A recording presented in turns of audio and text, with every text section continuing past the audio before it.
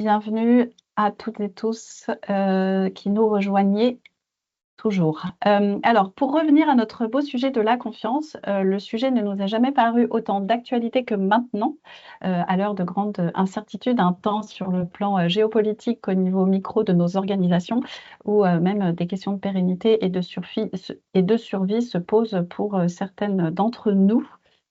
Alors la confiance peut-elle, dès lors faire l'effet d'une boussole ou devenir un levier d'agilité ou de transformation? C'est toute la question à laquelle, nous essaierons de répondre, aujourd'hui avec nos invités et intervenants, intervenantes. Alors pour poser le cadre, arrêtons-nous, un instant sur, l'origine étymologique, du mot confiance. Donc le mot confiance vient du latin, fides, la foi. Alors la différence peut-être entre les 2, entre foi et confiance, c'est évidemment le cum de confiance, qui veut dire avec, qui s'applique, à quelqu'un ou à un système, et qui induit bien sûr, un ensemble, mais aussi une réciprocité, un partage, là où, la foi est plus connotée religieusement, individuellement et sans doute aussi unilatéralement. Mais les 2 notions partagent une croyance, optimiste et positive, qui induit une forme de mystère, d'abandon et aussi, il faut le dire, une acceptation du risque dans la relation à autrui. Alors si le mot confiance peut être par essence facilement et intuitivement aussi, je pense, accolé au mot, philanthropie, ces 2 mots sont-ils pour autant compatibles? Car enfin la philanthropie, surtout celle des entreprises, n'échappe pas toujours aux exigences d'évaluation et de mesure. Alors du coup, la confiance est-elle un préalable aux relations partenariales entre mécènes et bénéficiaires ou est-elle un objectif, une fin en soi? Et enfin, qu'est-ce que la philanthropie basée sur la confiance? Cette approche innovante née il y a quelques années aux États-Unis et qui fait aujourd'hui l'objet d'études et de recherches en France, notamment au niveau de sa mise en œuvre et c'est évidemment avec vous, Marie-Stéphane, qu'on en, parlera un petit peu plus en détail. Alors justement, pour nous éclairer, j'ai le plaisir, et l'immense honneur d'accueillir, aujourd'hui nos 3 intervenants et intervenantes. Alors Arthur Gauthier, bonjour, Arthur. Vous êtes, professeur associé et titulaire de la chaire, philanthropie à l'ESSEC. Vous êtes par ailleurs doyen associé en charge des chaires et vous avez été directeur académique du certificat français de fundraising, que je recommande évidemment à tout le monde puisque je l'ai fait moi-même. Donc je peux témoigner, il est super. Vos travaux de recherche portent principalement sur la philanthropie et les initiatives privées en faveur de l'intérêt général, en croisant les perspectives organisationnelles, sociologiques, psychologiques et historiques. Donc vraiment vision à 360 et très complète. Vous étudiez particulièrement l'émergence et l'institutionnalisation de la philanthropie et du mécénat d'entreprise, mais aussi les pratiques philanthropiques hybrides qui peuvent combiner plusieurs dynamiques comme l'investissement à impact, le financement participatif et les fondations actionnaires. Je ne peux pas terminer cette présentation, Arthur, sans rappeler que vous êtes co-auteur d'ouvrages tels que la philanthropie stratégique, la philanthropie, une affaire de famille, et plus récemment, les très beaux mots qui disent la philanthropie aux éditions Odile Jacob, que je ne peux que recommander à toutes et tous. Merci Orlane, bonjour à tous, bonjour à toutes. Bonjour. Marie-Stéphane Maradex, vous faites un doctorat, vous êtes en doctorat auprès de l'Université Paris-Dauphine PSL. Bonjour, Marie-Stéphane. Et vous êtes chercheur ou chercheuse, je ne sais pas comment vous dites, invité, Visiting PhD Fellow à l'ESSEC. En anglais. Vous avez plus de 35 ans d'expérience dans le secteur de l'intérêt général auprès de différentes associations comme Médecins du Monde, les Apprentis d'Auteuil, et puis aussi de grandes écoles comme l'ESSEC ou l'IX, l'École Polytechnique. Vous avez aussi été présidente de l'AFF, l'Association française des fundraisers. Vous avez été membre du Haut Conseil à la vie associative et administratrice du CFF, Centre français des fondations et des fonds en fondation. On vous a connu pendant plus de 10 ans, Marie-Stéphane, à la tête de la Fondation Daniel et Nina Carasso, où vous n'avez eu de cesse d'œuvrer pour encourager les pratiques transversales et collaboratives ainsi que les initiatives durables et porteuses de changements systémiques, avant de vous intéresser plus particulièrement aux pratiques philanthropiques basées sur la confiance, donc notre sujet aujourd'hui, et sujet sur lequel évidemment porte votre projet de thèse. Bonjour à tout le monde. Alors Arthur et Marie-Stéphane, vous interviendrez en première partie de cette session. Arthur pour nous raconter l'histoire et l'évolution de la philanthropie et du mécénat d'entreprise, notamment à travers le prisme des spécificités françaises, au niveau des pratiques et des modèles, et ce évidemment pour nous aider, nous, profanes et néophytes, à mieux comprendre dans quel contexte on se trouve aujourd'hui. Cool. Je suis sur un webinaire, excuse-moi, mais je reviens de voir après si tu veux. Hop. Avant du coup de passer la parole à Marie-Stéphane pour que vous nous expliquiez l'approche de la philanthropie basée sur la confiance et comment cette approche se positionne en alternative au modèle dominant. Ça, c'est pour la première partie. Et du coup, Diane Mdine. Bonjour Diane. Bonjour. Vous êtes directrice des programmes Create Joy à la Fondation Canal+.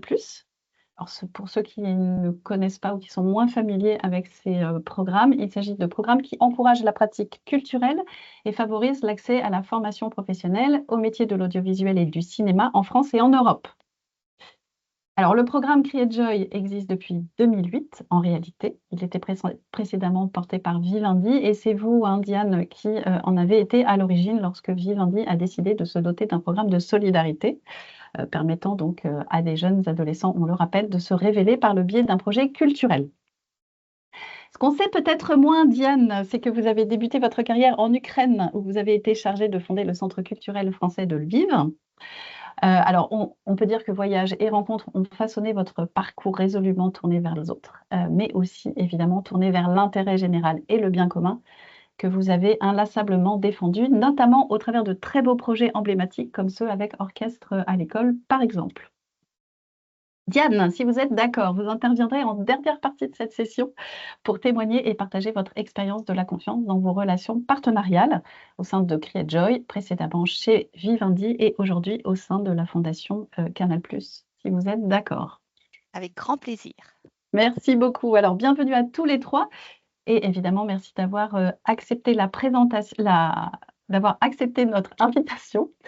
Je vais arrêter le partage pour Arthur vous donner la main. Ouais, très bien, merci beaucoup. Alors, je vais partager mon écran.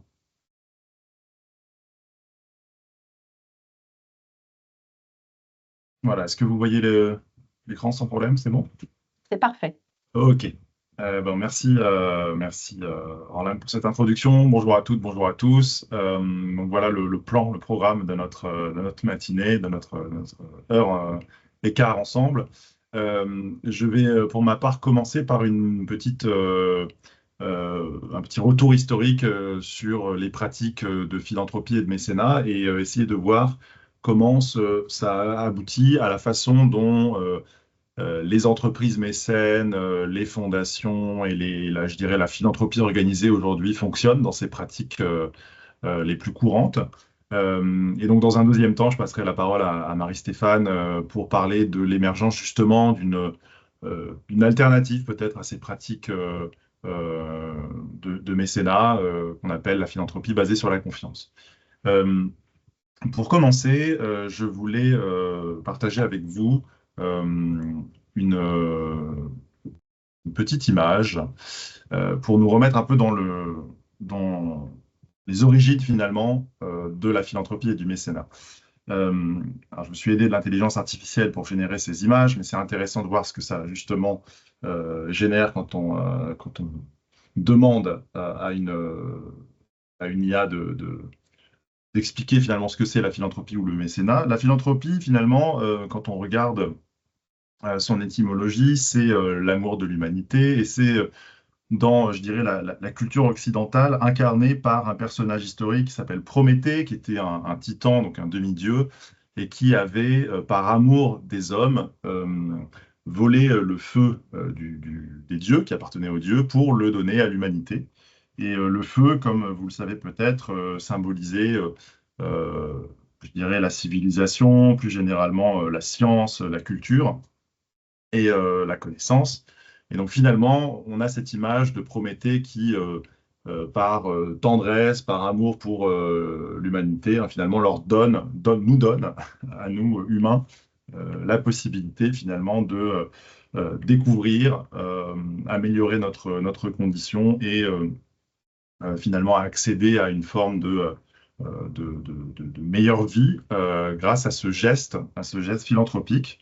Alors, ce qui est intéressant, c'est qu'on a, voilà, vous voyez, une personne généreuse, puissante, qui vient finalement dans une posture de donateur prodigue. Vous voyez là le petit humain à gauche qui est euh, récipiendaire, redevable de ce don qui est fait par, donc, comme je disais, un demi-dieu, un titan qui vient apporter la science, la connaissance.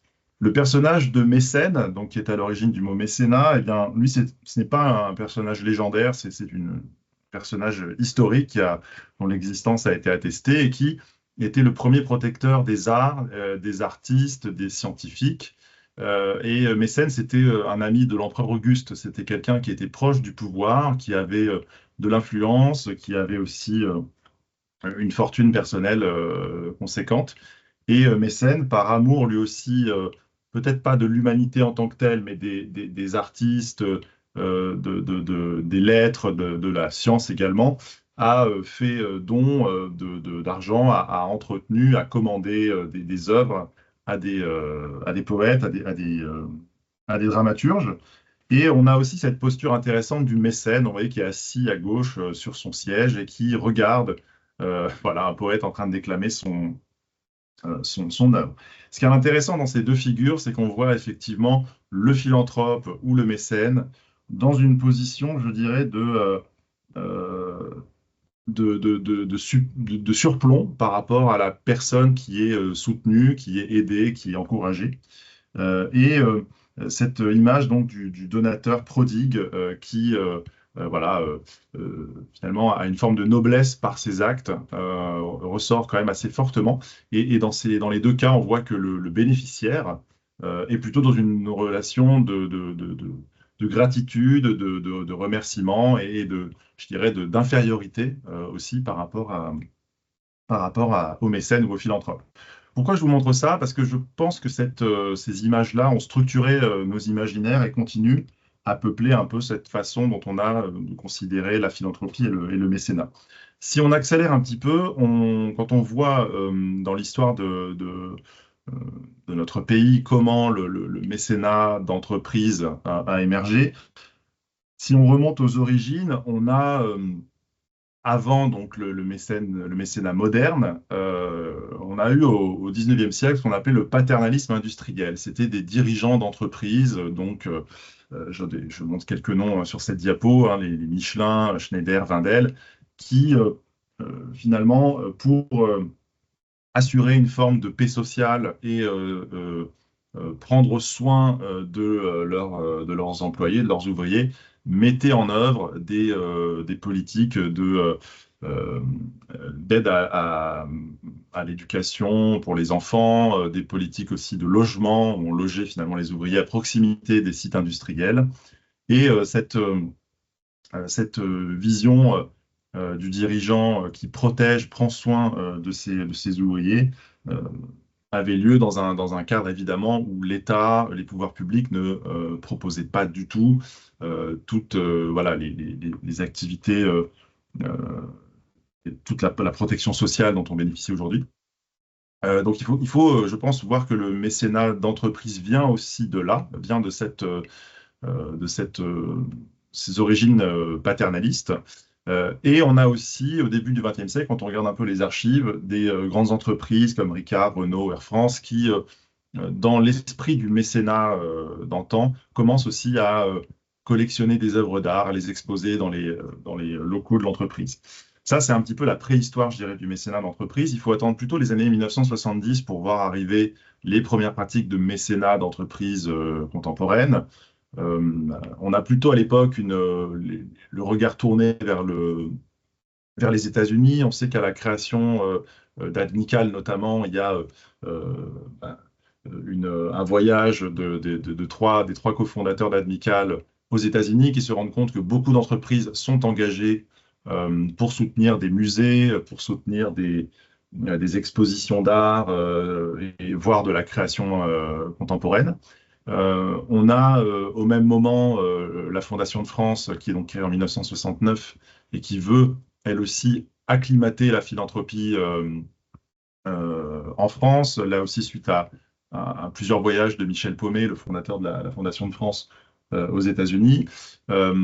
Et au même moment, vous avez certaines entreprises américaines qui s'implantent en France et qui apportent finalement leurs pratiques de mécénat d'entreprise qui existaient dans leur pays d'origine, dans notre pays.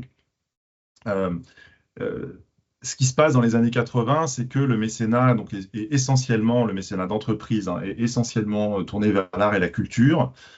Et c'est une façon aussi, à cette époque, de montrer que finalement, l'entreprise fait partie de la société et dans un contexte aussi où il s'agissait pour certains dirigeants d'entreprise de montrer patte blanche vis-à-vis justement du nouveau gouvernement sous la présidence de François Mitterrand, avec ce mot d'ordre de réconcilier l'économie et la culture. C'est aussi à ce moment-là que l'ancêtre des entreprises pour la cité, hein, l'Institut du mécénat de solidarité, IMS, est créé en 1986 par Claude Bébéar. Donc on a finalement cette émergence d'un mécénat d'entreprise qui au départ était très tourné vers la culture et très lié à la personnalité du dirigeant d'entreprise.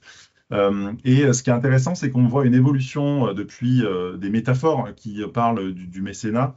On utilisait beaucoup hein, cette métaphore un petit peu surannée hein, de la danseuse du président pour finalement désigner des choix très personnels des dirigeants d'entreprise pour aller financer telle ou telle activité culturelle, à finalement une vision beaucoup plus, je dirais, liée à l'intérêt bien compris de l'entreprise et non pas à celui du seul dirigeant, avec cette idée que le mécénat doit servir l'intérêt bien compris de l'entreprise, évidemment en le distinguant du sponsoring ou d'activités commerciales, mais néanmoins, l'idée derrière un mécénat bien compris, c'est d'améliorer la réputation de l'entreprise, d'assurer des retombées médiatiques sur ces opérations de mécénat, et aussi de faire en sorte que les parties prenantes internes et externes de l'entreprise, finalement, soient fières ou finalement contentes de l'action de l'entreprise pour l'intérêt général plus largement. Et ça reflète bien aussi la manière dont le mécénat d'entreprise a été théorisé dans la littérature académique. Au départ, on voyait plutôt ça effectivement comme un choix des dirigeants qui était très personnel et qui allait parfois à l'encontre des intérêts des actionnaires ou de l'entreprise plus généralement, à une vision beaucoup plus stratégique, où finalement le mécénat a été théorisé comme une façon pour l'entreprise d'améliorer finalement sa relation avec ses parties prenantes et donc in fine d'améliorer sa performance. Et donc c'est cette évolution intéressante qu'on voit depuis je dirais les années 90. Si on rentre maintenant à l'intérieur des entreprises, puis c'est ça qui vous intéresse je pense le plus, on voit que justement au début il y avait tout à inventer. Quand le mécénat arrive dans les années 80 dans les entreprises françaises, je vous donne cette citation assez amusante d'une dirigeante de fondation d'entreprise que j'avais interviewée pour un de mes projets de recherche. On avait Jacques Rigaud, donc le président d'Admical, qui faisait la promotion du mécénat dans les médias, dans les cercles patronaux, mais concrètement, dans l'entreprise, il n'y avait pas de modèle, si vous voulez, pour mettre en œuvre une politique de mécénat. Et donc, c'est dans les années 80 que le mécénat commence à se décliner en pratique. Généralement, donc, on avait des personnes qui étaient des personnes de confiance, plutôt issues de la communication ou des relations publiques, qui mettaient en œuvre ces premiers partenariats avec des associations, des organismes culturels, sans modèle très clair. Il n'y avait pas de process, il n'y avait pas de reporting. C'était très, je dirais, émergent et basé sur le flair et le talent, je dirais, de ces premiers responsables de mécénat. Il faut attendre plutôt les années 90, avec notamment la création du statut de fondation d'entreprise en France et le fait de transférer le mécénat à une entité juridique distincte dans certains cas, pour voir un peu le mécénat se professionnaliser petit à petit, avec justement, on commence à mettre en œuvre des processus de sélection un peu plus formalisés, notamment des appels à projets, où l'entreprise ou la fondation d'entreprise va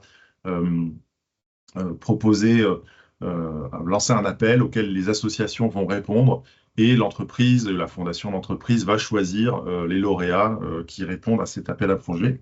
Donc ça, c'est vraiment quelque chose qui apparaît petit à petit, avec aussi des conventions de mécénat un peu plus sophistiquées et un peu plus claires juridiquement.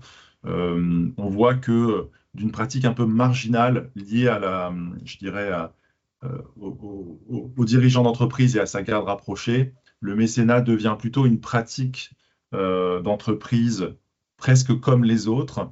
Et j'ai envie de dire, il y a un tournant avec les années 2000 et l'adoption notamment de la loi sur les nouvelles régulations économiques en 2001, qui oblige du jour au lendemain les grandes entreprises à faire du reporting sur leurs performances sociales environnementales. Donc le reporting extra-financier devient obligatoire pour les entreprises d'une certaine taille en France. Et finalement, le mécénat devient une façon pour l'entreprise de montrer finalement une partie de sa responsabilité sociale. Et donc, c'est à partir de ce moment-là que on a commencé à publier des rapports annuels où le mécénat a été détaillé avec le nombre de projets soutenus, un zoom sur les associations partenaires, et on a commencé aussi à essayer de mesurer l'utilité sociale ou ensuite l'impact social des associations ou des projets soutenus. On voit aussi depuis une vingtaine d'années, on a des consultants spécialisés qui ont proposé leurs services aux entreprises pour peut-être mettre plus de stratégies et de processus dans leur politique de mécénat. Et finalement, aujourd'hui, le mécénat, qu'il soit rattaché à une direction de l'engagement, à une direction de la RSE, ou parfois encore à une direction de la communication, voire à la direction générale directement, eh bien, ça devient finalement une pratique entrepreneuriale comme une autre, avec là aussi une gestion qui se rapproche de ce que l'entreprise fait par ailleurs pour ses autres activités. Et donc, la conséquence de tout ça, c'est que, alors la bonne nouvelle, c'est que les pratiques de mécénat se sont professionnalisées, elles se sont standardisées, mais ce qu'on peut remarquer aujourd'hui avec un peu de recul, hein, je dirais une vingtaine d'années de recul, c'est que en faisant ça, les entreprises mécènes ont fait peser un poids de plus en plus important sur les épaules des associations, des porteurs de projets qui sont soutenus par les mécènes. Je vais vous citer seulement 6 pratiques assez fréquentes aujourd'hui. Je ne sais pas si vous vous reconnaîtrez dans celle-ci. On voit que pour beaucoup de mécènes, de mécénat d'entreprise, de fondations d'entreprise, ce qui compte notamment et ce qui est compté dans les rapports annuels, c'est finalement le nombre de bénéficiaires qui vont être soutenus, de bénéficiaires finaux. Par exemple, on va dans le rapport annuel de la fondation d'entreprise montrer que 1500 enfants ont bénéficié d'un programme de sensibilisation à l'environnement. On va compter le nombre de personnes qui vont être réinsérées vers l'emploi si l'entreprise mécène soutient par exemple une association d'insertion. Donc c'est ça qui va en fait être une métrique, un indicateur de performance qui va être compté, qui va être regardé, qui va être comparé.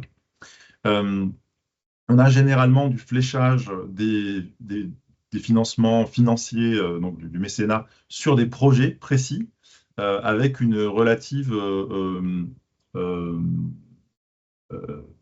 on va dire, frilosité, pour être tout à fait politiquement correct, mais à financer ce qu'on appelle les frais de fonctionnement, les frais de structure. Et donc, les associations qui bénéficient de mécénat, généralement, se voient octroyer un financement pour un projet qu'elles doivent défendre dans le cadre d'un appel à projet en général. Et rares sont les entreprises mécènes qui ne flèchent pas leur soutien à des projets précis. Souvent, ce sont des financements d'1 an. Parfois, dans le meilleur des cas, on a une convention de 2 ou 3 ans. Mais l'idée est plutôt que ce sont des financements courts avec, pour pas mal d'entreprises mécènes, l'idée qu'on va plutôt essayer de répartir le financement sur plein de petits projets ou sur des projets dans différents territoires. Et là encore, ce qui est intéressant, c'est que la temporalité de la relation de mécénat est plutôt fixée par le mécène. C'est plutôt l'entreprise qui dit, ben voilà, nous, on peut vous octroyer un soutien d'1 an, renouvelable une fois. C'est pas vraiment l'association ou le porteur de projet qui va dire, ben moi, j'ai besoin d'un soutien d'1 an, 3 ans ou 5 ans ou plus. C'est plutôt voilà, le mécène qui décide la temporalité.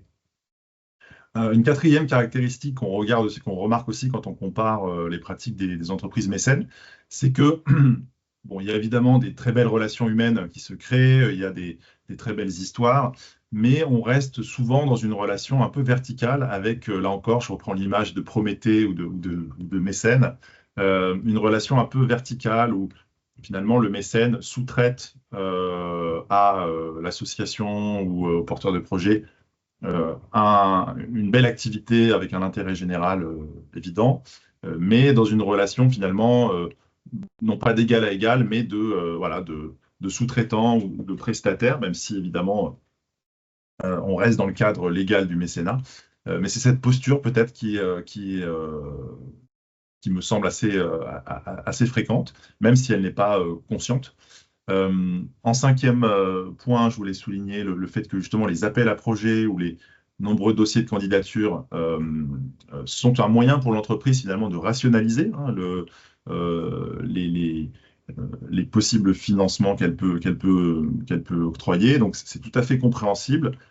Le revers de la médaille, c'est que ça fait beaucoup de travail pour les porteurs de projets qui doivent justement répondre à chaque appel à projet à ses propres exigences, ses pièces jointes, ses formulaires à remplir.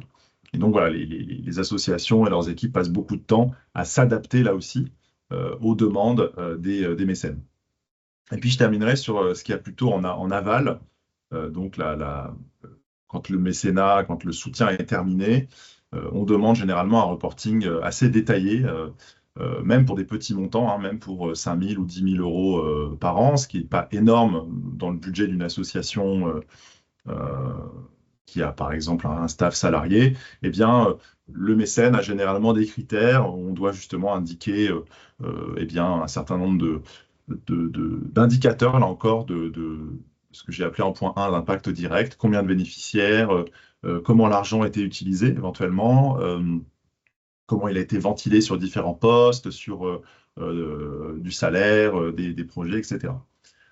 Tout ceci pour vous dire que c'est tout à fait compréhensible que les pratiques de mécénat se soient standardisées, mais la conséquence souvent involontaire, c'est que voilà, ça met pas mal de pression sur les porteurs de projets eux-mêmes. Et je vais m'arrêter là avant de passer la parole à Marie-Stéphane. On voit émerger des conséquences un peu problématiques de cette façon finalement de pratiquer le mécénat. Une première assez évidente, c'est le risque voilà, de burn-out ou de difficultés importantes des équipes, des dirigeants associatifs. Je vous ai mis par exemple un extrait du baromètre que Make Sense, Malakoff Humanis et l'EM Lyon viennent de sortir sur, je dirais, les risques, on va dire, psychologiques des dirigeants d'associations et d'entreprises à impact. Et vous avez aussi un autre risque qui est plutôt celui du découplage. Là, c'est plutôt la recherche en gestion, en sociologie qui l'a montré, où finalement les équipes des associations, des bénéficiaires vont montrer ce que l'entreprise mécène veut bien voir, mais vont faire en fait différemment. Et il va y avoir finalement un gap qui va se créer entre ce qu'on montre en termes de reporting et ce qu'on fait vraiment. Et ce qui va là aussi, je dirais, ne pas être de nature à créer une vraie relation de confiance justement entre les deux. Je vais m'arrêter là pour pas être trop long. Marie-Stéphane, si tu veux bien prendre le relais, on va passer à la deuxième partie sur justement l'émergence d'une autre type de philanthropie basée sur la confiance. Merci beaucoup Arthur, avec plaisir. Alors comme je ne maîtrise pas le PowerPoint, je te demanderai d'avancer sur les diapos. Donc tu peux avancer sur la prochaine qui... Voilà, merci. Donc voilà, Arthur vous a un petit peu retracé ce processus de professionnalisation de la philanthropie qui est finalement largement empreint aussi des origines entrepreneuriales des philanthropes et qui, ce tableau, enfin ce schéma résume un peu tout ce que Arthur vous a décrit sur finalement cette posture très asymétrique entre la posture du philanthrope, en l'occurrence des fondations et des organisations bénéficiaires. Donc, voilà, ça résume un petit peu ce qui a été dit, à la fois sur des postures descendantes, qui d'ailleurs aussi se traduisent, ça n'a pas été mentionné, mais qui est un enjeu important, c'est la structuration de la gouvernance, qui souvent donne un petit peu le tempo de la manière dont la fondation va agir, et on constate que finalement les gouvernances sont assez peu ouvertes. Alors, moins dans le cas de fondations, peut-être d'entreprises par rapport à des fondations familiales, mais il y a toujours la vision du fondateur, alors que ce soit un individu ou une entreprise aussi qui souhaite plus ou moins corréler la mission de sa fondation, de son mécénat au regard, non pas de ses enjeux directement commerciaux, parce que ce ne serait pas possible, mais en tous les cas, de garder un petit peu l'esprit en regard de sa mission entreprise, et puis aussi peu de culture de feedback, c'est-à-dire les fondations de manière générale, qu'elles soient entreprises ou familiales ou collectives, ne cultivent pas ce soin de sonder régulièrement les associations pour savoir finalement si la fondation aussi fait bien son métier. Et puis si les associations vivent cette relation au service de leur mission de manière tout à fait sereine et pour se développer et pour agir au regard de la cause que l'ensemble des parties prenantes souhaitent noter. Voilà. Donc on retrouve ces approches rationnelles, on retrouve ces outils et procédures dont on a parlé, l'appel à projet, les outils de reporting, et puis c'est ce qu'on appelle des financements sous contrainte, puisqu'avec beaucoup de critères de sélection, des ciblages de projets et non des structures, et puis du financement court terme et non long terme. Donc les effets de cette relation, en fait, ils sont de plusieurs ordres. On a beaucoup parlé de l'appel à projet, et en fait, le problème de l'appel à projet, et Arthur vient de parler de découplage, alors là, c'est le cas le plus évident, c'est-à-dire que beaucoup d'associations vont tout simplement tordre ce qu'elles font pour pouvoir entrer dans l'appel à projet. Bien entendu, beaucoup de lourdeur administrative des équipes, et le sondage l'enquête de Malakoff est quand même très intéressante sur les questions de santé mentale des dirigeants d'entreprises à impact. 40% en regard des 24% quand même de dirigeants de TPE, de PME, je dirais classiques, non non-profit. Donc ça quand même interpelle beaucoup. Des études également ont montré, là, j'ai récemment fait un podcast sur un article qui montrait l'inadéquation donc des indicateurs d'activité, j'aime pas dire de performance, au regard de la mission sociale réelle des acteurs. Donc il y a une espèce aussi d'inadéquation entre ce qui est demandé et la réalité. Donc là encore, du coup, les associations vont remplir des cases, mais qui ne font pas sens. Et puis bien sûr, l'enjeu important de dépendance aux ressources, avec finalement peu de capacité de résilience face aux crises du secteur associatif. Et tout ça, cette asymétrie, finalement, pose deux enjeux importants sur lesquels je ne vais pas détailler, mais des enjeux démocratiques, et ça a été beaucoup relayé aussi par d'autres chercheurs comme Anne Monnier ou Nicolas Duvaux, et puis des enjeux, bien sûr, de performance, alors de performance sociale, puisque finalement, c'est ce qu'on cherche, et pour reprendre du vocable d'entreprise, parfois de l'inefficacité et de l'inefficience sur le soutien, en fait, à des associations. Merci de passer la slide suivante. Alors du coup, un certain nombre de fondations se sont rendues compte de ces difficultés inhérentes à cette asymétrie des relations. Et dès les années 2010, beaucoup de ces fondations, alors majoritairement américaines, même s'il y a eu des initiatives en Europe, mais c'est surtout des mouvements américains qui ont donné un petit peu le tempo, comme malheureusement souvent, j'ai envie de dire. Pardon. En tous les cas, elles se sont interrogées sur la manière de faire de la philanthropie. Donc, il y a eu des initiatives comme Pay What It Takes ou le Full Cost Project en Californie qui ont encouragé en fait finalement les fondations à faire des choses assez simples qui étaient de financer les frais de structure indirects des associations pour ne pas les fragiliser. La Fondation Ford, qui est quand même bien connue, a également lancé un programme qui s'appelle le programme BUILD, c'est-à-dire Building Institutions and Networks, qui reposait pareil sur des financements pluriannuels et structurels. Et puis, il y a eu d'autres initiatives, comme le Co-Impact Initiative, qui, eux, se sont dit, finalement, on va rassembler plein de fondations pour essayer de mutualiser une masse critique de financement de manière à aider des associations alors on parlait plusieurs de dizaines de millions de dollars, sur des durées plus longues, c'est-à-dire on parlait plutôt de 5 ans, voire au-delà, et pour avoir réellement un impact dans une approche plutôt systémique des enjeux. Donc voilà, donc tous ces mouvements ont commencé à émerger aux États-Unis, et puis il y a eu deux facteurs qui ont finalement accéléré ce mouvement. Alors il y a eu deux facteurs, le premier, j'y reviendrai, c'est la pandémie de Covid-19, mais il y en a un autre qui est peut-être moins connu en Europe, mais qui a été très impactant aux États-Unis, qui était finalement une sorte de réactivation du mouvement Black Lives Matter après le décès de George Floyd en mai 2020, puisque finalement certaines fondations se sont rendues compte de l'invisibilisation totale des problèmes raciaux dans la philanthropie, qui ne traitaient pas du tout ces problèmes, à la fois pour aider finalement des programmes pour visibiliser en tous les cas de plus d'équité et de justice sociale, mais également de soutenir des associations dirigées par des personnes racisées, puisque c'est le terme qu'on emploie beaucoup dans ce secteur. Et donc ces deux événements, donc cette convergence d'événements, ont amené des fondations à se repencher à la fois sur peut-être certaines causes à soutenir avec plus d'équité et de justice, mais également sur la manière de faire de la philanthropie différemment. Et donc l'idée en fait était de rétablir, d'avoir des relations beaucoup plus horizontalisées.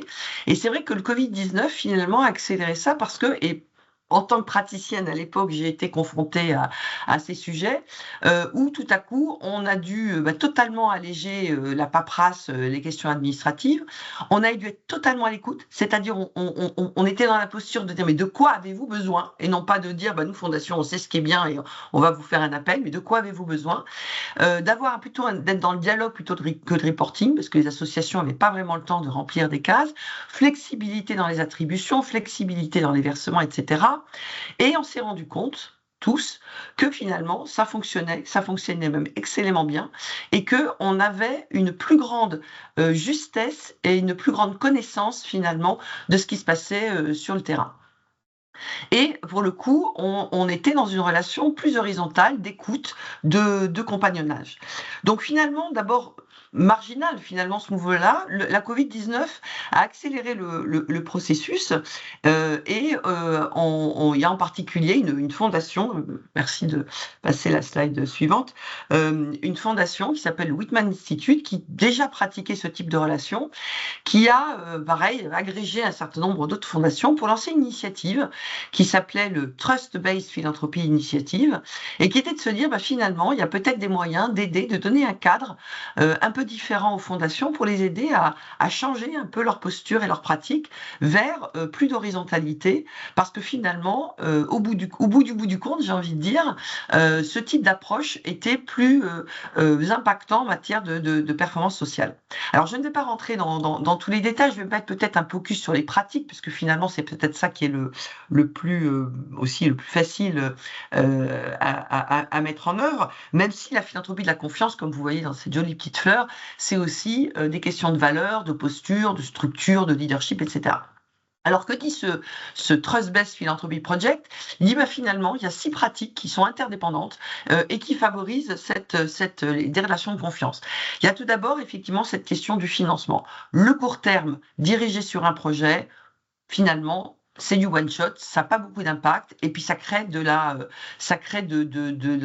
cette interdépendance, de court terme qui ne favorise pas la confiance et qui est un peu tel Prométhée. Voilà, je fais le bien, je donne un peu d'argent, mais finalement après, est-ce que réellement j'ai fait le bien de l'humanité? Question. Donc du financement pluriannuel et sans restriction. une idée aussi de renverser la preuve de la charge, c'est-à-dire de dire finalement, c'est pas les associations qui vont passer un temps fou pour essayer d'identifier les fondations auxquelles elles pourraient répondre et s'adresser, mais c'est les fondations qui vont faire un vrai travail de terrain au regard des causes qu'elles veulent soutenir, pour regarder finalement quels sont les acteurs qui seront les plus à même finalement de leur apporter de l'expertise, de leur apporter des réponses. Et donc cette charge de travail impute aux fondations qui doivent faire ce travail de sourcing finalement pour retrouver les associations qui seront en capacité de faire ce changement systémique. L'idée, bien sûr, ça c'est facile, j'ai envie de dire, de simplifier, rationaliser les démarches administratives. Facile à dire, moins facile à le faire quand on est rentré dans cette complexité et structuration et professionnalisation avec des outils rationnels bien connus. Je vais donner un exemple assez simple que met en œuvre la Fondation de France dans un programme que je suis en train d'étudier dans le cadre de ma thèse, qui, plutôt que de demander du reporting écrit, fait des visios trimestriels sans ordre du jour établi. En tout cas, l'ordre du jour est à la main de l'association. Et dans un dialogue de confiance, en fait, l'association va être plus à même de se livrer ses difficultés. Et c'est ensemble, fondation et association, qu'on va essayer de trouver les solutions, de prendre de la hauteur dans la réflexion, pour essayer éventuellement de débloquer des situations. Chose que vous ne verrez jamais dans du reporting, parce que le reporting, il est formel, et c'est très difficile de détecter d'éventuels signaux faibles. Être transparent et réactif, évidemment, être transparent dans ses procédures, être réactif dans ses réponses, transparent dans ses processus de sélection. Et puis, l'idée aussi de ce fameux feedback, donc d'écouter, d'être en dialogue pour nous-mêmes en tant que fondation, améliorer nos pratiques. Et puis, bien entendu, et ça les fondations en France le font de plus en plus, d'offrir des soutiens au-delà des financements, d'accompagnement. Mais là encore, pas de l'accompagnement dans une posture verticale en disant j'ai mon programme d'accompagnement et vous allez en profiter, mais de dire quels sont vos besoins et ensemble, on va essayer de trouver les meilleures solutions d'accompagnement équilibrées. Donc peut-être pour résumer un peu slide suivant, merci Arthur, voilà. Donc à gauche un petit peu ce que vous a décrit Arthur sur les pratiques conventionnelles. Alors on dit encore une fois, malheureusement les études sont plutôt américaines, mais aux États-Unis en gros sur la question par exemple des financements pluriannuels non affectés, on disait que c'était au début des années 2000 moins de 10% des fondations qui faisaient du financement pluriannuel non affecté, et certaines études montrent que dans les années 2020, donc tout juste après le Covid, on n'a pas encore l'impact du Covid, mais on se rapprochait à peu près de entre 20 et 25% de ces pratiques. Alors c'est croissant, mais ça veut dire qu'il y a encore 75% des fondations qui font du court terme, one-shot projet. Donc la philanthropie de la confiance, finalement, ça a été dit très bien par Orlane quand elle a fait la définition du mot confiance, c'est qu'il y a une prise de risque. Effectivement, il y a une prise de risque, mais ce prise de risque, en fait, finalement, les fondations de la philanthropie, on est là pour prendre des risques et des risques, ma foi, qui sont mesurés, parce que comme on suit cette relation dans la durée, dans le dialogue, finalement, le risque est très très vite minimisé. Beaucoup de liberté de parole, de bienveillance, de transparence, hein, vous voyez un petit peu les attributs. Des financements donc non fléchés, du reporting adapté, donc on vise la pérennité effectivement des organisations, apprentissage mutuel, je pense que c'est vraiment la clé, de se dire que finalement l'expertise, elle est du côté de l'association et non pas de la fondation, mais qu'en France, en revanche, on va nous grandir, monter en expertise par ce dialogue mutuel et finalement avec l'idée de rendre ces structures plus résilientes de manière générale. Alors pour autant, la philanthropie de la confiance a ses limites. On commence à voir un certain nombre de personnes qui montrent les limites de cette philanthropie. Alors, d'une manière générale, je dirais que la question de l'évaluation est peut-être encore pour le moment, on va dire un impensé. En tous les cas, il est mal réfléchi à l'aune de la confiance, puisqu'on n'est plus dans des évaluations, je dirais, quantitatives classiques. Donc, il faut repenser ce qu'on va aller rechercher comme type d'impact dans ce type de structure. Ce sera peut-être moins des impacts directs du nombre de bénéficiaires, mais ce seront peut-être des impacts plus long terme d'empouvoirment de ces structures-là au service finalement d'une cause qui va permettre de délivrer plus de services ou sociaux, on va dire, auprès des bénéficiaires ou de changements systémiques. Donc là, il y a cette question-là. L'approche aussi a été critiquée à l'aune d'une figure un peu emblématique de cette philanthropie de la confiance qui est Mackenzie Scott, hein, donc l'ex-femme de Jeff Bezos, qui a déversé des milliards sur des associations en leur disant, ben voilà, c'est vous qui savez... Et je ne demanderai pas de reporting. Bon, là, on est dans un cas extrême et bien entendu, on en voit les limites, hein, puisque finalement, ça a parfois déstabilisé certaines associations qui, du jour au lendemain, se sont retrouvées avec des millions de dollars sans savoir comment finalement les gérer. Également des jalousies intersectorielles, etc. Mais bon, là, c'est un modèle qui est peut-être extrême et qui n'est pas le modèle, je dirais, que prône ce mouvement de la philanthropie basée sur la confiance, qui, encore une fois, vise non pas, c'est pas un chèque en blanc, hein, philanthropie pour la conscience, c'est pas à la mode Mackenzie Scott, c'est vraiment plutôt un compagnonnage dans la durée où chacun apprend de l'autre et où on vise finalement un empouvoirment et une capacité de résilience des structures associatives. Et j'en resterai là et je répondrai à vos questions, bien entendu, si vous en avez. Merci beaucoup. Et je rends la parole à Orlane, c'est ça? Absolument, merci beaucoup Marie-Stéphane. Est-ce que vous m'entendez bien? Oui? Ok, parfait. Merci beaucoup Marie-Stéphane, merci beaucoup Arthur pour cette première partie qui nous permet effectivement de mieux comprendre hein, déjà dans quelle tradition philanthropique on se trouve aujourd'hui en France et finalement dans quelle histoire vient s'intégrer cette notion de philanthropie basée sur la confiance. Alors, on l'a vu, la philanthropie basée sur la confiance présente un certain nombre d'avantages. Hein. Marie-Stéphane, merci beaucoup d'avoir été très très claire là-dessus et très didactique. Alors, dont celui effectivement de rééquilibrer la relation pour renforcer les capacités et l'impact des associations sur le terrain. Mais on imagine évidemment que ce chemin n'est pas un long fleuve tranquille. Alors, peut-être qu'avant de prendre des questions, Diane, si tu veux bien, toi qui as une longue expérience de mécène, de relations partenariales et de terrain, dont je sais que tu es une grande adepte. Moi j'ai envie de dire, on serait toutes et tous à l'écoute de ton expérience pour venir un peu illustrer tout ce qui vient d'être dit. Et peut-être la première question que j'ai envie de te poser, c'est quels sont pour toi les obstacles qui pourraient fragiliser finalement la confiance entre une entreprise et une association? Merci beaucoup. Bonjour à tout le monde. En fait, la confiance, elle demande du temps parce que ça se construit. Et donc, souvent, dans les entreprises, on n'a pas le temps.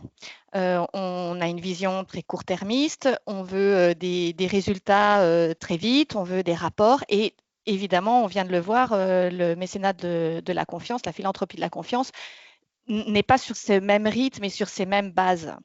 Donc, ça demande déjà que l'entreprise fasse confiance, que le conseil d'administration de la fondation fasse confiance.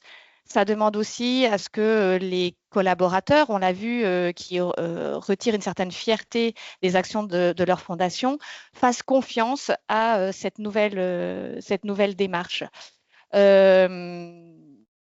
Donc voilà, et il y a aussi, je pense, beaucoup un temps d'échange qui doit être vraiment privilégié entre les associations et les membres de la fondation.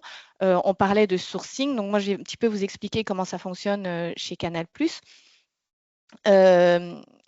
Au lieu de, en effet, faire des appels à projets qui finalement est quand même très simple et on l'a vu complètement asymétrique comme relation, on est parti du contraire, c'est-à-dire d'identifier au sein de Canal+, parmi un comité de pilotage qui représente un peu tous les secteurs des métiers qui sont au sein du groupe Canal+,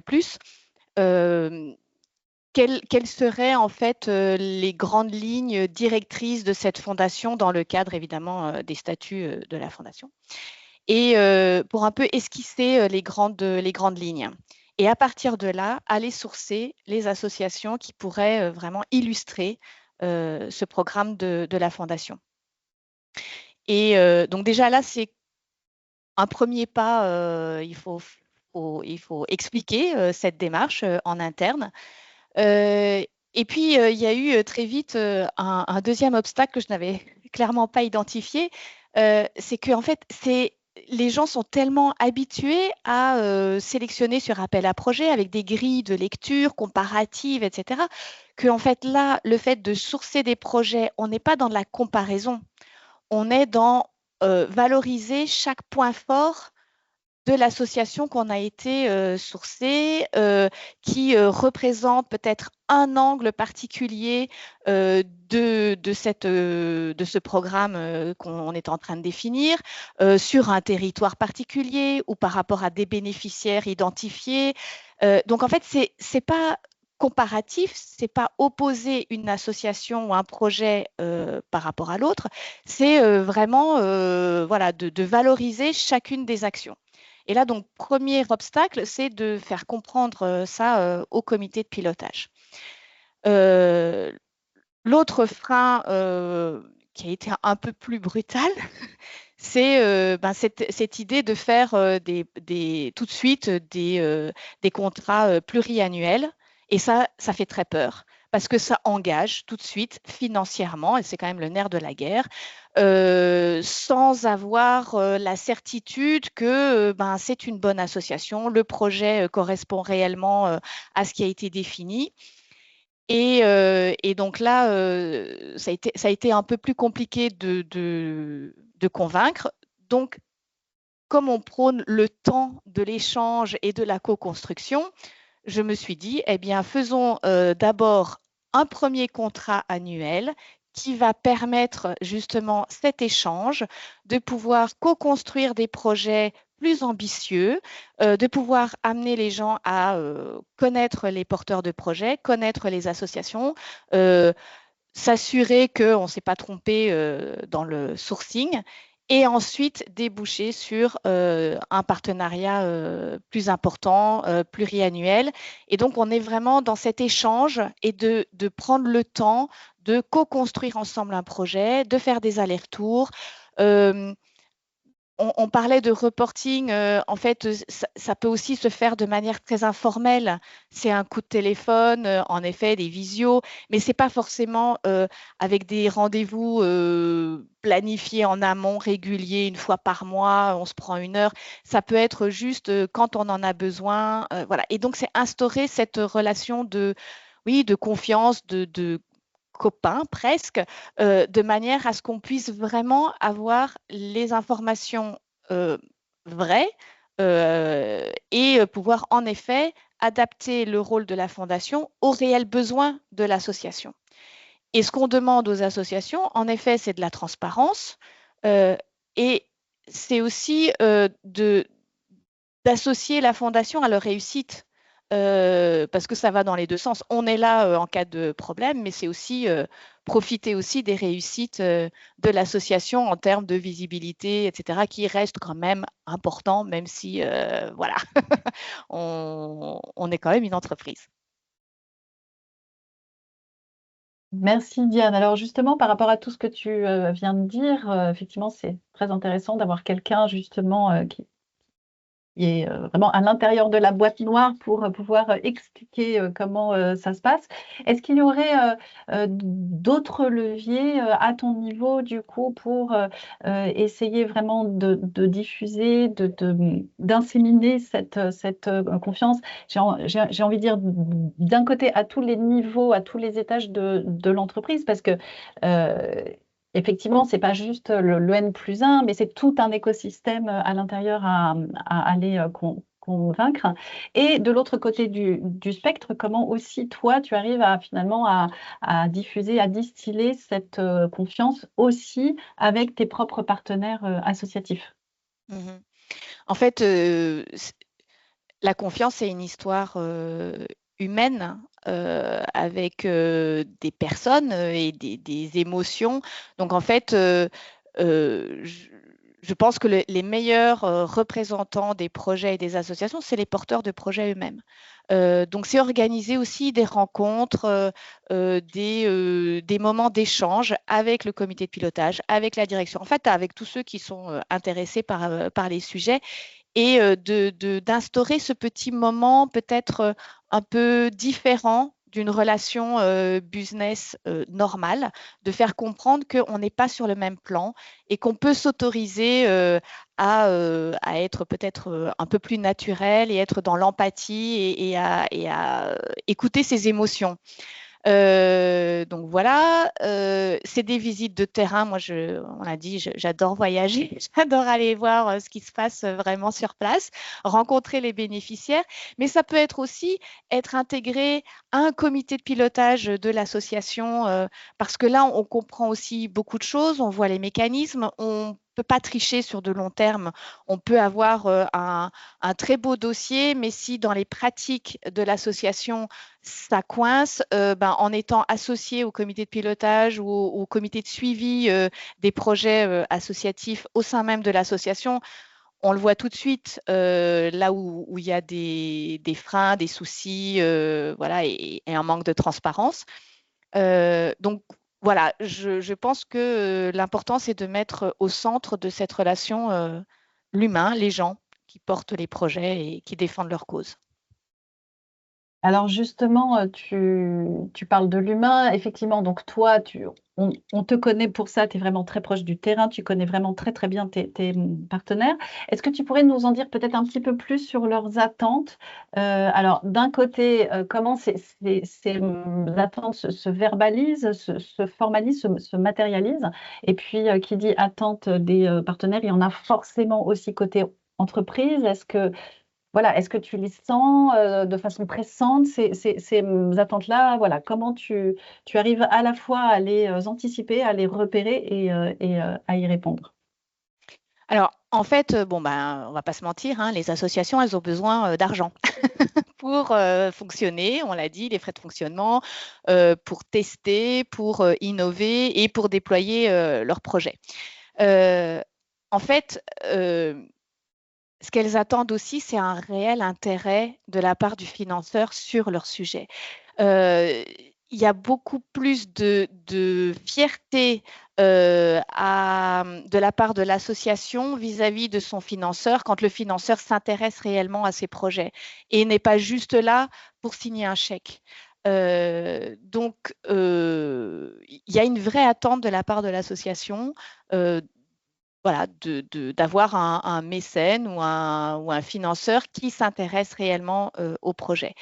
Du côté de l'entreprise, il y a, c'est presque confortable d'avoir un partenaire associatif qui va être en quelque sorte le porte-drapeau de son engagement. Donc en fait, l'entreprise, elle a vraiment besoin que le projet de l'association puisse être vraiment, que l'association incarne réellement les valeurs et le positionnement de la fondation.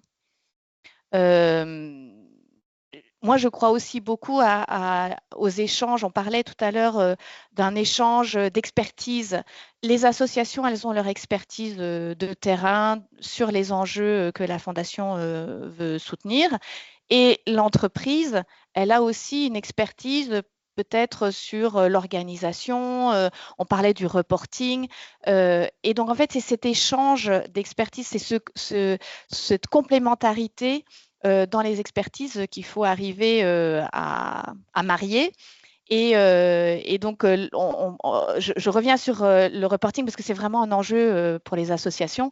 En fait, en étant partie prenante du projet et du suivi de projet, en fait, la Fondation, elle a accès à toutes les informations.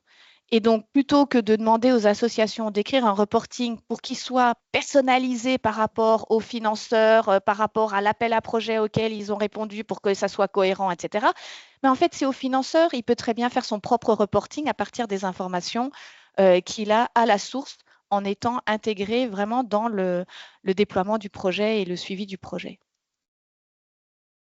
Ok, très bien. Bah, écoute, merci beaucoup, Diane. Peut-être qu'avant d'ouvrir la séance des questions, est-ce que tu aurais peut-être un dernier mot, peut-être des derniers conseils à donner pour mettre en œuvre ou en tout cas assurer autant que faire se peut une collaboration, on va dire, de confiance efficace entre entreprises et associations?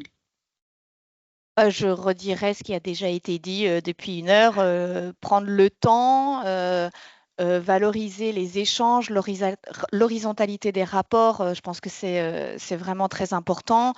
C'est être dans la co-construction, pouvoir justement mettre ensemble les expertises, avoir la posture d'être au service de l'association, donc d'être à l'écoute et de trouver des solutions ensemble. Quand on en a sous la main, c'est d'engager les collaborateurs et en effet, toujours au service de l'association et non pas au service du programme d'engagement de collaborateurs de l'entreprise pour faire du chiffre et des beaux rapports.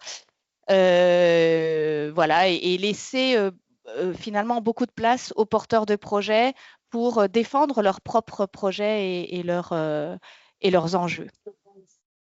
Merci beaucoup, Diane. Merci à nouveau à toi, Arthur et Marie-Stéphane, pour ces passionnants éclairages.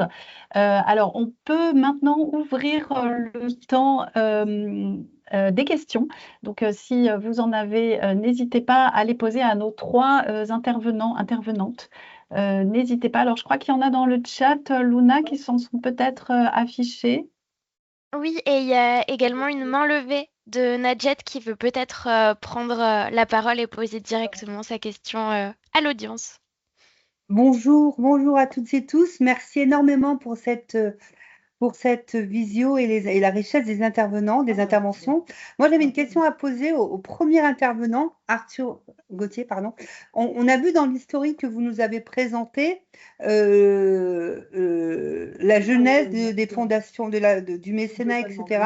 Ça vient plutôt des États-Unis. Ben justement, compte tenu de la situation politique aux États-Unis, avec la réticence, voire le refus des politiques D&I par le président actuel, est-ce qu'on peut craindre une répercussion sur la France et sur les années à venir sur le mécénat d'entreprise, la fondation, l'aide aux différentes associations, quel que soit leur périmètre d'action? Ouais, merci pour votre question. Un exercice de prospective difficile que vous me demandez. Mais en fait, moi, ce qui me paraît intéressant à surveiller, c'est que je pense qu'on est encore un peu dans le temps de la sidération et je dirais, de la peur. Beaucoup d'entreprises, je discutais d'ailleurs récemment avec quelqu'un de chez Accenture en France. En fait, j'ai l'impression que les entreprises là-bas sont justement dans une forme de découplage dont je parlais au début, c'est-à-dire que pour l'instant, pour ne pas perdre par exemple des contrats avec l'administration fédérale, elles font le dos rond, elles finalement abandonnent peut-être certains objectifs de diversité ou de responsabilité à court terme, en attendant de voir comment pivoter et comment agir. Enfin, mon impression, c'est plutôt qu'il y a un découplage, c'est-à-dire qu'elles n'arrêtent pas nécessairement leur programme, leurs investissements. Elles essayent de se protéger à court terme de pertes de contrats avec les gouvernements ou de sanctions financières, mais on est encore dans une phase un peu de sidération et d'adaptation, dans une posture vraiment pragmatique, qui peut d'ailleurs pour certains être considéré comme un manque de courage, mais en tout cas, on est quand même dans une phase, c'est quand même très rapide à ce qui s'est passé. Donc, je ne pense pas, en fait, je pense qu'on va plutôt avoir un espèce de contre-mouvement qui va commencer à prendre forme pour répondre justement à ces attaques de l'administration américaine actuelle sur tous les sujets, on va dire, sociaux, environnementaux. Ça va prendre un peu de temps à ce que la contre-attaque arrive. Après, est-ce que ça viendra en France? C'est difficile de vous répondre, mais j'ai plutôt l'impression que sur tout ce qui concerne nos sujets, c'est-à-dire mécénat, engagement, je pense qu'il faut peut-être séparer déjà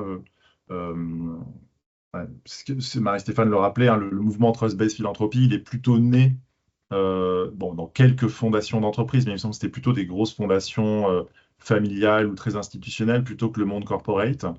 Donc, je pense qu'il faut un peu séparer ça, ces deux univers-là aux États-Unis, entre le DEI et les grandes entreprises d'un côté et le mouvement Trust-Based Philanthropy de l'autre. Je ne sais pas, Marie-Stéphane, si tu veux compléter. Moi, j'ai plutôt l'impression qu'on est dans une phase là de sidération, protection à court terme, plutôt qu'un infléchissement notable, quoi. Mais Alors, dans Trump 1, quand il avait son premier mandat, le focus était plutôt sur les questions environnementales, puisqu'il s'était retiré de l'accord de Paris très tôt, etc. Et pas mal de grandes fondations américaines avaient été rentrées un petit peu en résistance, si on peut dire, mais en shiftant leur focus justement sur l'Europe, qui à l'époque était un peu, surtout, vous rappelez-vous, Macron, One Planet Summit, etc. Donc il y avait une espèce de mouvement comme ça européen. Et donc il y avait eu une espèce de transfert comme ça pour être efficace finalement vers l'Europe de certaines grandes fondations. Ceci étant dit, et je crois que c'est le podcast d'Anne Monnier là sur la démocratie, je crois qu'il y a eu une étude qui avait été faite sur justement l'impact du mouvement, enfin de la philanthropie dans le cas de Trump 1, et il n'y avait pas eu non plus des choses totalement révolutionnaires. Pour le peu que j'ai pu observer, j'ai l'impression plutôt que sur la question environnementale, il y a plutôt un backlash, puisque rappelez-vous quand même que Jeff Bezos avait misé sur l'environnement dans sa philanthropie, et je pense que maintenant il est plutôt le petit doigt sur la couture du pantalon. Donc il y a un vrai sujet. Je me rends compte, sans rentrer dans le détail, mais que cette question de diversité et inclusion quand même commence à être un peu poreux sur certaines de grandes entreprises, y compris grandes entreprises françaises, qui ont forcément des intérêts aux États-Unis. Donc je pense qu'il y aura, comme l'a dit Arthur, un premier mouvement d'adaptation à la réalité, hein, c'est la réelle politique, on va dire. Et honnêtement, compte tenu de ce qui s'est passé sur Trump 1, enfin, avec cet article-là, j'ai pas tellement confiance sur des grands mouvements de plaques tectoniques philanthropiques de contre-mouvements. Ils risquent, à mon avis, peut-être plutôt de venir soit de personnes un peu comme Bloomberg, qui n'ont pas d'enjeu, qui a dit très clairement, moi je vais compenser le retrait des États-Unis de l'accord de Paris, etc. Et je pense peut-être parce qu'il n'a pas de compte à rendre ou parce que voilà, il a dépassé ça. Mais je pense qu'il y aura quand même la philanthropie va s'adapter au contexte actuel, et je pense que les contre-mouvements viendront plutôt de la société civile, c'est-à-dire plutôt des associations. Alors peut-être que la philanthropie suivra, mais je suis pas hyper optimiste sur, en tout cas dans les premiers temps, sur une réaction de la philanthropie pour contrecarrer cette politique, effectivement, qui est une politique de pilonnage constant où personne ne peut réagir, et particulièrement dans le monde corporate où il y a des enjeux économiques derrière qui font que la philanthropie passera après, quoi. Donc ça, sans faire encore une fois de Madame Irma, parce que j'en ai pas du tout la capacité. Merci beaucoup pour ces réponses. Je crois qu'on a d'autres questions dans le chat, Luna également. Oui, absolument. Une question et un témoignage de Romain, toujours dans cette veine prospectiviste, mais cette fois-ci appliquée aussi à ce qui se passe au Québec, où apparemment la philanthropie basée sur la confiance aujourd'hui, c'est est un peu plus laissée pour compte, et en tout cas moins populaire que ce qu'elle a pu être un temps. Est-ce que c'est aussi quelque chose que vous intuitionnez en France? Est-ce que vous pensez que les contraintes et les enjeux périphériques des entreprises peuvent justement freiner son développement, ou est-ce que vous êtes plutôt optimiste sur sa diffusion en France? Question. Bonne question. Alors, bon, je laisserai Arthur répondre sur le mécénat d'entreprise, qui a effectivement peut-être et je crois que Diane l'a très bien rappelé, hein, des contraintes d'enjeux de communication, de résultats. Il y a aussi la culture, hein, qui est très empreinte dans le mode reporting, etc. Donc, je pense qu'il y a un enjeu culturel.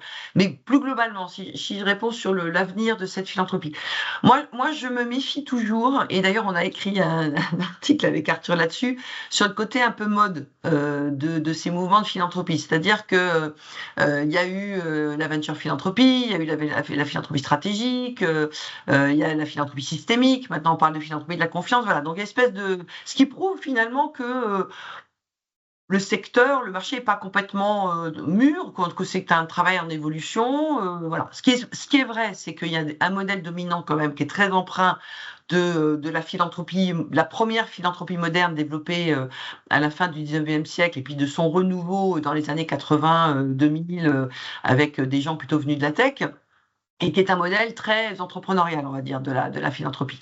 Et que la philanthropie de la confiance, je pense que elle aura une place. C'est pas un modèle contre un autre, c'est pas de remplacer le modèle conventionnel par la finance, c'est de se dire finalement où je suis moi dans ma posture de fondation, entreprise ou pas. Et il y a dans certains cas, je pense qu'elle peut être très adaptée. Et je voudrais juste donner un petit exemple qui est peut-être aussi un petit tuyau pour nos amis qui nous écoutent, mais je pense qu'il y a un principe de base, et Arthur en a un peu parlé, qui est la question de proportionnalité. Quel est l'intérêt de passer du temps, du reporting qui finalement va vous coûter de l'argent en ressources humaines pour un financement modeste, petit, et la même chose pour un financement plus important. Voilà. Et ce financement plus important, peut-être qu'il va être dans une idée justement plutôt de changement systémique, de transformation de long terme. Et là, ça mérite, je n'ai pas dit que ça nécessite, j'ai dit que ça mérite de mettre en place les principes de la philanthropie de la confiance.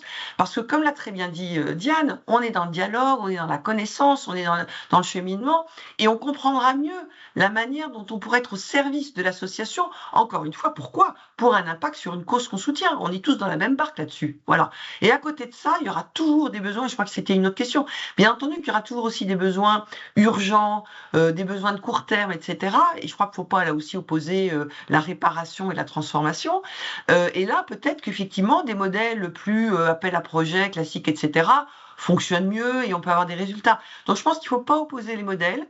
Je pense qu'il y a une voie pour de la philanthropie de la confiance par rapport à certains objectifs de plus long terme qu'on vise également. Et moi, je dis, souvent, quand je fais de la formation, je dis, mais testez. Ça vous coûte quoi de tester, de dire, je réserve, je sais pas, est-ce que c'est un pourcentage de mon nombre de projets, est-ce que c'est un pourcentage de mon budget, pour tester ce type d'approche et voir ce que ça donne. Voilà. Et je pense qu'encore une fois, je ne veux pas dire qu'il y a un avenir mirobolant pour la philanthropie de la confiance. Moi, je dis que c'est pas une voie en tant que telle, je dis que c'est une voie complémentaire, qu'il faut essayer un peu les deux, et que dans certains cas, ce sera très adapté. Dans d'autres cas, la venture philanthropie, qui est un modèle encore différent, sera aussi très adapté. Et dans d'autres cas, peut-être plus court-termiste, le modèle de l'appel à projet sera aussi adapté. Merci Marie-Stéphane. Je crois qu'on a une dernière question peut-être dans le chat. Luna d'Emmanuel. Absolument. Absolument, on l'a beaucoup dit, la philanthropie basée sur la confiance, c'est aussi beaucoup d'humain, du temps, mais c'est aussi évidemment de l'humain et du temps côté association. Est-ce que, peut-être notamment Diane, si tu veux bien prendre le point sur la question de quid des plus petites associations qui n'ont pas forcément les ressources, notamment humaines, pour pouvoir vraiment s'impliquer, prendre le temps avec l'ensemble de leurs mécènes de pouvoir tisser ces relations. Comment on fait pour s'assurer qu'elles ne sont pas hors jeu finalement du fait de ce nouveau modèle qui, d'une certaine manière, réinvente aussi les relations entre associations et mécènes? Je suis un peu. En fait, je ne sais pas. Il faudrait poser la question aux associations. Mais dans le scope des associations pour la Fondation Canal+, on a de très petites associations et de très grosses associations. Et en fait, je vois un enthousiasme de tous les modèles d'associations pour passer du temps, échanger. Peut-être il y a plus de besoins dans les plus petites associations, donc on va sans doute prendre un peu plus de temps pour vraiment se connaître et identifier les besoins pour pouvoir aller rechercher en interne les ressources à apporter. Donc, les ressources humaines en interne, en fait, les associations, quand elles cherchent des financements, elles passent beaucoup de temps. Donc, comment dire, fidéliser un mécène en prenant un peu de temps pour lui raconter ce qu'il fait, les enjeux, les nouveaux mécènes qu'ils ont, les mécènes qui se sont retirés, enfin tout ça, voilà, c'est pas non plus écrire un rapport toutes les semaines aux financeurs. Voilà, ça se fait de manière informelle. Je prends l'exemple, hier encore, je crois que c'était à 19h, j'y ai passé une demi-heure au téléphone avec une association partenaire et en fait, ça se fait quand on en a besoin, quoi. Voilà, donc je comprends pas forcément. Enfin, pour moi, ça n'est pas forcément une usine à gaz interne à l'association que d'échanger avec le mécène quand ils en ont besoin ou quand ils en ont envie. Eh bien, merci beaucoup, Diane, merci Arthur et Marie-Stéphane pour votre participation, pour vos interventions extrêmement qualitatives. Alors, on arrive effectivement à la fin de notre session. Donc, merci beaucoup pour vos éclairages et pour votre présence. Je voulais juste, avant de rendre la ligne, de vous rappeler de ne pas oublier de vous inscrire à notre prochaine session qui portera aussi sur la confiance, mais cette fois-ci en entreprise, à l'intérieur de l'entreprise, et qui sera animée par Luna. Le lien s'affiche dans le chat. J'en profite aussi pour vous signaler la session ouverte de ma collègue Alice Chanson qui portera sur les micro-entreprises et à laquelle vous pouvez également vous inscrire. Et enfin, n'hésitez pas à consulter l'ensemble de notre programmation des entreprises pour la cité, où vous pourrez trouver tous les sujets portés par notre organisation, donc sujets relatifs au mécénat, engagement citoyen, diversité, inclusion, égalité des chances et engagement des collaborateurs. Merci encore à toutes et tous. Merci beaucoup Marie-Stéphane, Arthur et Diane. J'insiste encore sur vraiment votre engagement pour porter ces beaux sujets de la confiance. Merci beaucoup et à très bientôt.